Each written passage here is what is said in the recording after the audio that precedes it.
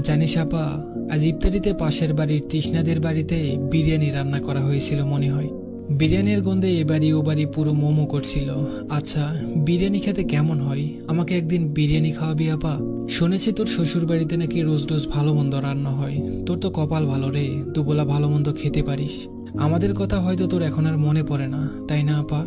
ফোনের ওপাশ থেকে ভেসে আসা বিশ্রামহীন কথাগুলো শুনেই খাবার প্লেট থেকে যেন ছিটকে পড়ল অনামিকা। মুখের ভেতরে আটকে থাকা খাবারগুলো বাইরে বের হয়ে আসতে চাচ্ছে। কোনোভাবেই খাবার আর গলা দিয়ে নামছে না তার। ইফতারির পর্ব শেষ করে নামাজ আদায় করে বাড়ির সকলের খাওয়া শেষে খাবার টেবিলে খেতে বসেছে অনামিকা। প্লেটে দুমুঠো ভাত আর সাথে মুরগি ভুনে নিয়েছে। এই যেন তার জন্য ঢের খাবার। প্লেটে ভালো করে নজর দিতেই বুকের ভেতর কেমন যেন মোচড় দিয়ে উঠল। তপু তার একমাত্র ছোট ভাই, ছোট একটা বোনও আছে, নাম মনীষা। ওর মুরগির মাংস ভীষণ প্রিয়। বিয়ের আগে যখন বাড়িতে মুরগি আনা হতো, তিন ভাই বোনের মধ্যে তুমুল ঝগড়া চলতো কে কোন পিসটা খাবে। মুরগি কোটা বাসা থেকে শুরু করে রান্না পর্যন্ত তিন ভাই বোন চুলার পাড়ে বসে থাকতো। মাকে বলতো, মা এটা আমার, ওই রানটা আমাকে দিবে, সাথে বুকের নরম হাড়টাও। মা মাঝে মাঝে বিরক্ত হতেন, কিন্তু বকতেন না। রান্না হতে খাওয়া অব্দি এভাবেই তাদের লড়াই চলতো। অথচ আজ তার সামনে বাটি ভর্তি মুরগির মাংস থাকতেও তার কোনো প্রতিযোগিতা নেই। খাবারের সেই রুচিবোধ নেই, রানের মাংস নিয়ে হাড্ডাহাড্ডি লড়াই নেই। হঠাৎই চোখটা জলে ভরে গেল অনামিকার। খাবারের প্রথম লোকমাটা মুখে দিতে দিতে ফোন করলো বাবার বাড়িতে। দুইবার রিং হাতেই ফোন রিসিভ হলো।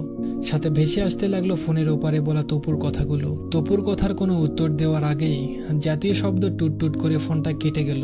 ব্যালেন্স শেষ। সেদিন আর অনামিকার গলা দিয়ে খাবার নামলো না। এটো ভাতগুলো বেসিনে রেখে নিজের রুমে চলে গেল। কানের কাছে বারবার প্রতিদিন হতে লাগলো তপুর বলা সেই কথাটি, আচ্ছা বিরিয়ানি খেতে কেমন লাগে? আমাকে একদিন বিরিয়ানি খাওয়াবি আপু। মাসখানেক হবে অনামিকার বিয়ে হয়েছে। শ্বশুর বাড়িতে তার কোনো অভাব নেই। গায়ের রংটা একটু উজ্জ্বল হওয়ায় প্রথম দেখাতেই কোনো বাহানা ছাড়াই এবাড়ির বউ করে এনেছেন শাশুড়ি সাহানা খন্দকার। এ বাড়িতে তার কথাই শেষ কথা।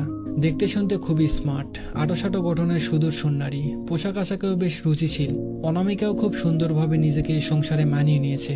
যদিও তার পরিবার আর শ্বশুর বাড়ির মাঝে আকাশ পাতাল পার্থক্য। বিয়ের দিন তো পাড়ার প্রতিবেশী ব্যঙ্গ করে বলেই ফেলেছিলেন, এত বড় বাড়িতে মেয়েকে বিয়ে দিচ্ছ, দেখো মেয়েকে যেন শহরে নিয়ে বিক্রি করে না ফেলে।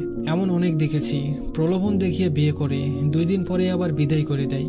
নয়তো এমন ধন সম্পত্তির টাকা পয়সাওয়ালা ছেলে এই ভাঙা ঘরে বিয়ে করতে আসবে কোন দুঃখে? এখনো সময় আছে, ভেবেচিন্তে কাজ করো, নয়তো মেয়ের কপালে দুঃখ আছে বলে দিলাম।